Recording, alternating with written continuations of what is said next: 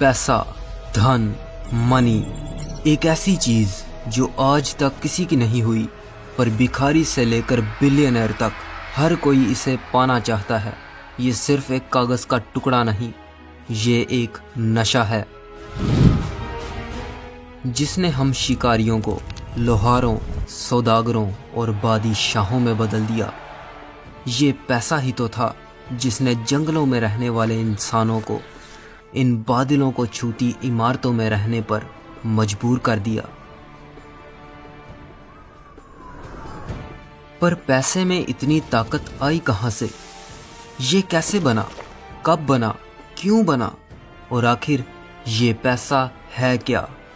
What is money?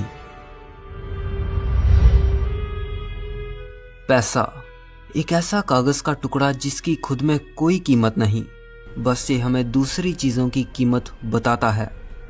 हम दिन रात इसके लिए मेहनत करते हैं और फिर यही पैसा किसी और को दे देते हैं ताकि हम वो चीज खरीद सकें जो उसके पास है, और फिर वो इंसान वही पैसा किसी और को दे देता है ताकि वो अपनी पसंद की चीज खरीद सके। और इसी तरह ये पैसा पूरी दुनिया में इधर से उधर घूमता रहता है। जानते हैं इस वक्त पूरी दुनिया में कितना पैसा है? जो नजर आता है वो है 40 खरब डॉलर, और जो नजर नहीं आता वो है 1300 खरब डॉलर, 1.3 क्वाड्रिलियन। आखिर इतना सारा पैसा आया कहां से?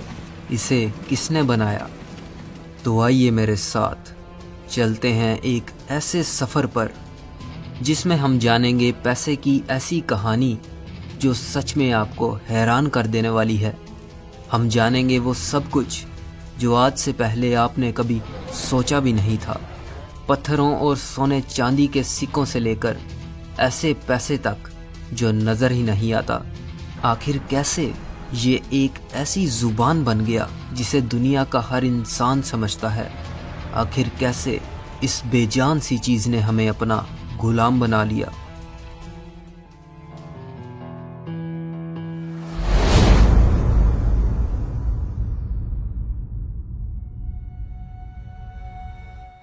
तो आइए चलते हैं आज से 17,000 साल पहले, जब पैसे का नामो निशान भी नहीं था।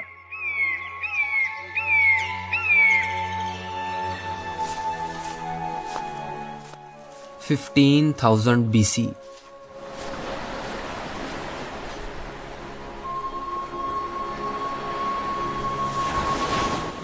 ये वो वक्त था जब इंसान छोटे छोटे कबीलों में रहा करते थे और उन सब का सिर्फ एक ही मकसद था, शिकार करना और किसी भी तरह जिंदा रहना।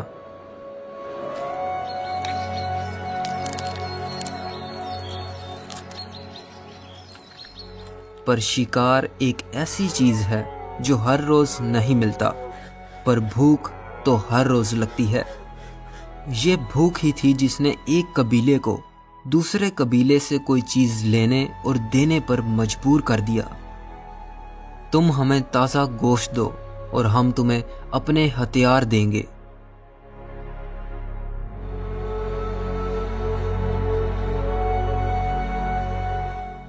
इस लेन देन में दोनों का ही फायदा था, क्योंकि अगर छीन कर कोई चीज ली जाए तो एक बार तो वो मिल जाएगी, पर दूसरी बार कभी नहीं। और इस तरह जन्म हुआ बार्टरिंग सिस्टम का, चीजों का लेन देन करना।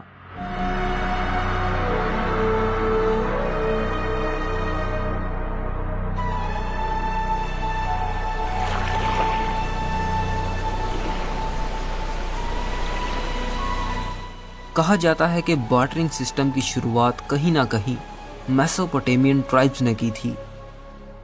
मेसोपोटामिया साउथ वेस्ट एशिया के एक इलाके का नाम है जहां आज इराक है। यहीं पर मेसोपोटामियन ट्राइब्स रहा करते थे। बार्टरिंग सिस्टम ने मानो हमें बदल कर रख दिया। एक दूसरे से लड़ने वाले इंसान अब मिलजुल कर रहने लगे। हर कोई एक दूसरे से ट्रेड करने लगा।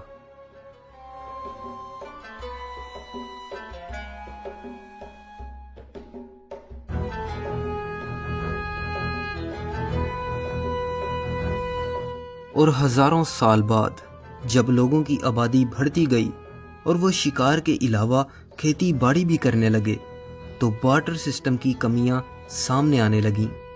इतने सारे लोगों से ट्रेड करने पर यह याद रखना मुश्किल था कि किससे कौन सी चीज़ लेनी है और किसे कौन सी चीज़ देनी थी।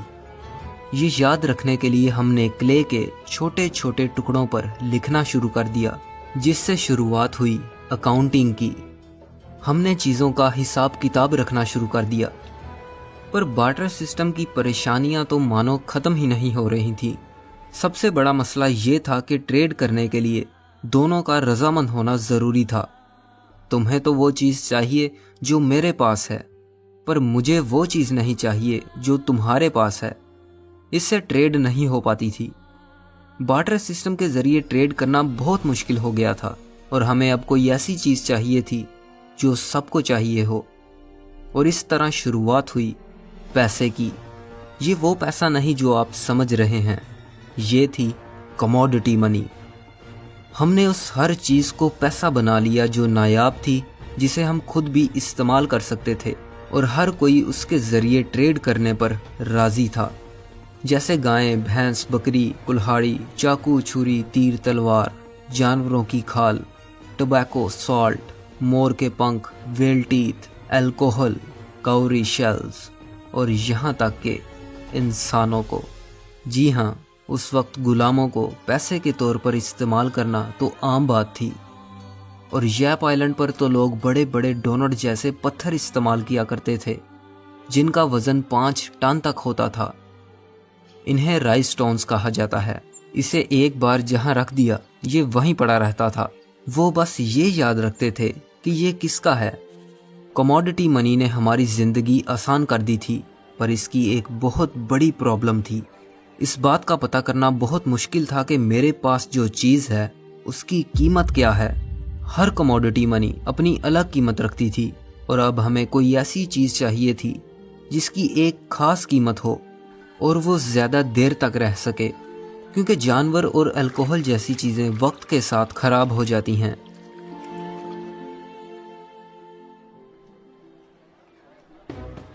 (600 BC) आज से 2600 साल पहले एंशिएंट ग्रीस में शुरुआत हुई मेटालिक मनी की। सोने और चांदी को मिलाकर ऐसे सिक्के बनाए गए जिन पर शेर और बैल बना होता था। लोगों को दिन रात की मेहनत के बाद सिर्फ 2 ही सिक्के मिलते थे, जिनसे उनका खाना भी नहीं आ पाता था।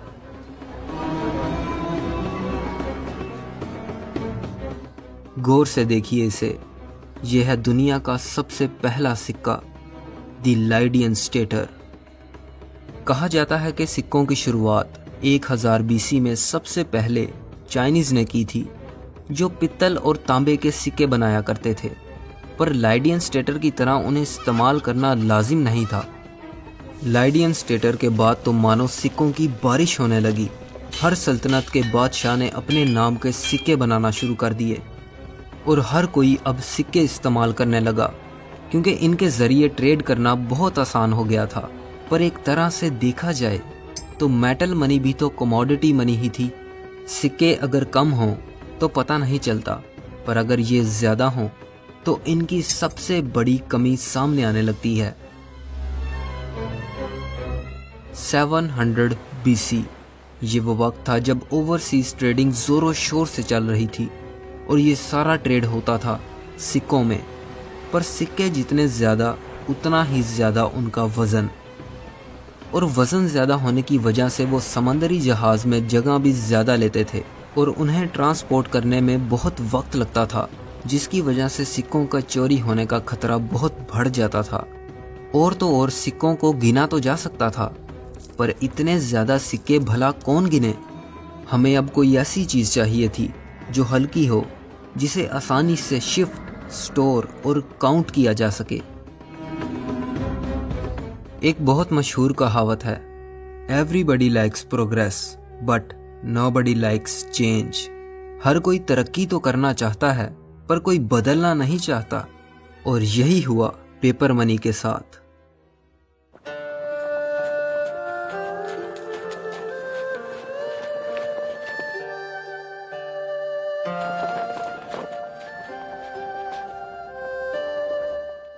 1279।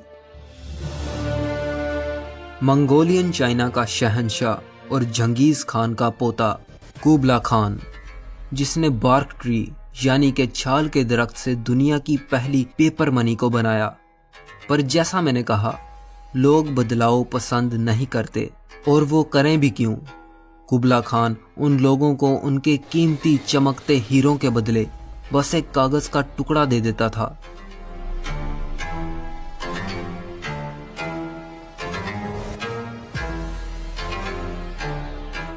पर कुबला खान की पेपर मनी को लेने से जो इनकार करता, उसको मौत की नींद सुला दिया जाता।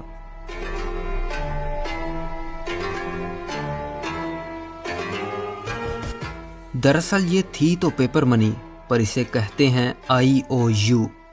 IOU कि मैं तुम्हारा कर्जदार हूं, तुम ये कागज ले जाओ और जब चाहो ये वापस देकर अपने सोने के सिक्के ले जाना। और लोगों ने सोचा कि इस कागज को सोने चांदी में बदलवाना ही क्यों, इसे ही ट्रेड करते हैं। और सिक्कों की ही तरह ये आइडिया चाइना के बाहर हर कहीं फैलने लगा। पर जाने अनजाने में एक ऐसी ताकत की शुरुआत होने वाली थी जिसे रोकना नामुमकिन था, और वो ताकत थी बैंक्स। पेपर मनी की वजह से इंटरनेशनल ट्रेडिंग इस इंतहा तक बढ़ गई कि IOUs यानी कि उस वक्त की पेपर मनी अब हर किसी के पास होने लगी। और यहीं पर कुछ ऐसे लोग जो पैसे के प्यासे थे, वो लोगों से उनके सोने के सिक्के लेकर उन्हें IOUs देने लगे। पर IOU एक ऐसी चीज थी जो वो जितना चाहे छाप सकते थे, और लोग भी वो पेपर मनी लेने लगे क्योंकि उन्हें सोने के सिक्कों के चोरी होने का डर रहता था। और आप तो ये जानते हैं कि बैंक्स पैसा कैसे कमाता है, उधार देकर।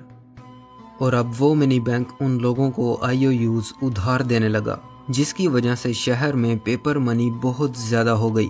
और पेपर मनी ज्यादा होने की वजह से एक ऐसी चीज सामने आई जिसे कहते हैं इन्फ्लेशन, यानी कि महंगाई। जो चीज 1 IOU की थी वो बढ़कर 10 IOU की हो गई। उस बैंक में इतने सोने के सिक्के नहीं थे जितने पूरे शहर में पेपर मनी थी। और जब लोगों को ये पता चला कि उनके IOUs की कीमत कम हो रही है, तो वो अपने सोने के सिक्के लेने के लिए उस बैंक की तरफ भागे। पर उस बैंक के पास उन सबको देने के लिए कुछ नहीं था। लोगों का बैंक्स पर से भरोसा उठ गया, और कई सालों तक किसी ने बैंक पर गौर ही नहीं किया। अब वो अपने सोने के सिक्के घर में छुपा कर रखने लगे, जिससे पैसे का सर्कुलेशन बहुत कम हो गया था और बहुत सी परेशानियां सामने आने लगी।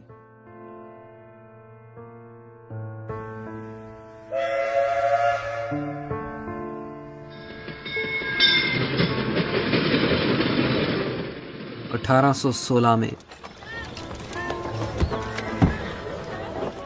ब्रिटेन एक नया लॉ सामने लेकर आया कि जितना गोल्ड हमारे पास होगा, हम उतनी ही पेपर मनी प्रिंट करेंगे, जिससे महंगाई भी नहीं होगी और कर्ज भी एक लिमिट में दिया जाएगा।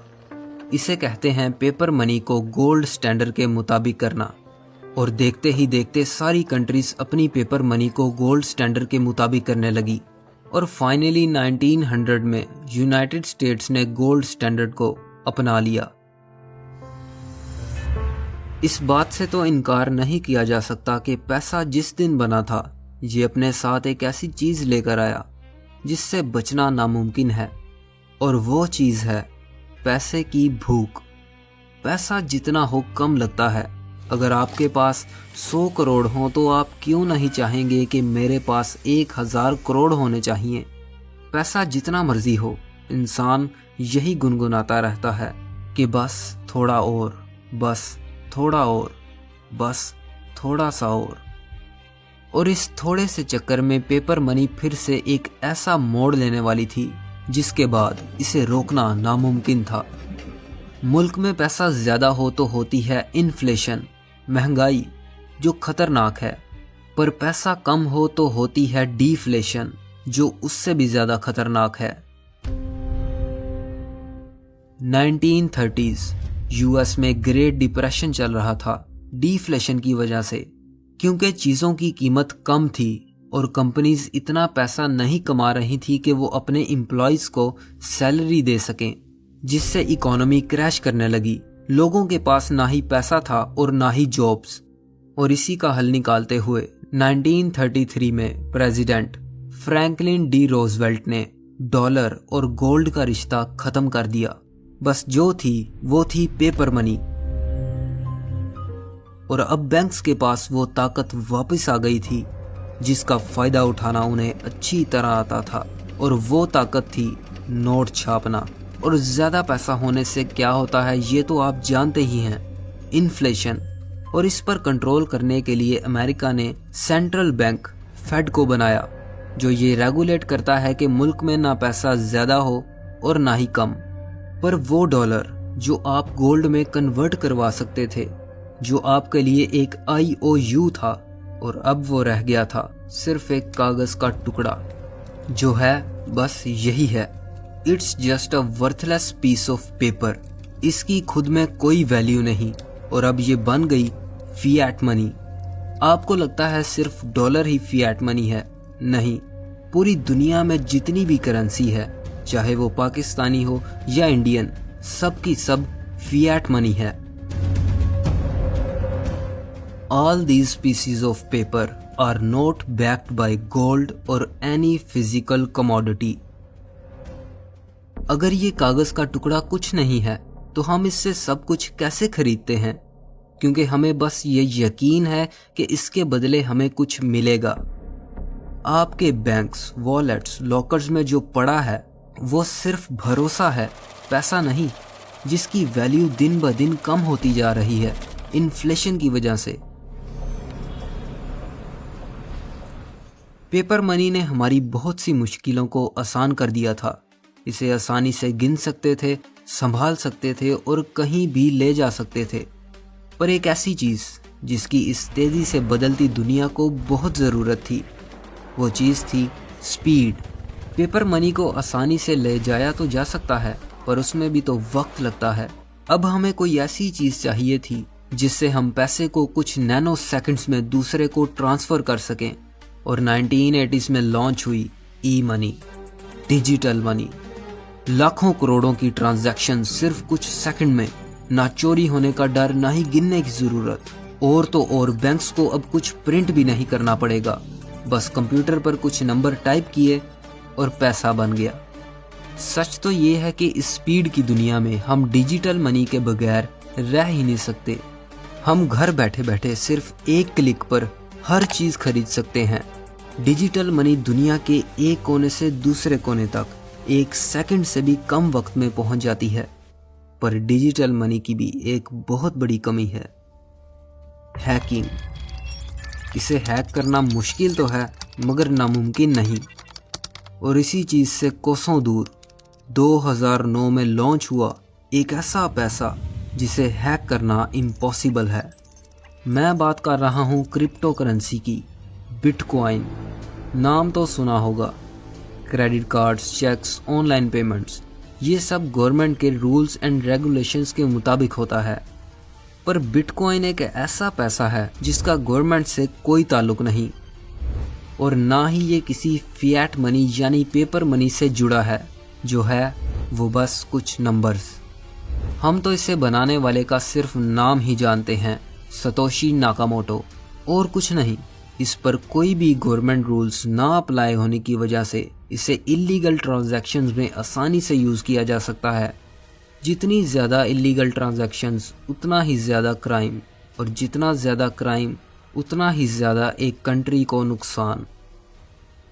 बिटकॉइन चाहे जैसा भी है, पर इसकी ब्लॉकचेन टेक्नोलॉजी, क्रेडिट कार्ड्स और ऑनलाइन पेमेंट्स में यूज़ होने वाली टेक्नोलॉजी से हज़ारों साल आगे है।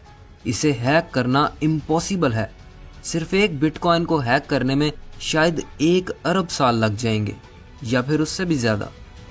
जानते हैं, जब बिटकॉइन 2009 में लॉन्च हुआ था तो एक बिटकॉइन $0 का था, और 2011 में इसकी कीमत थी सिर्फ $1।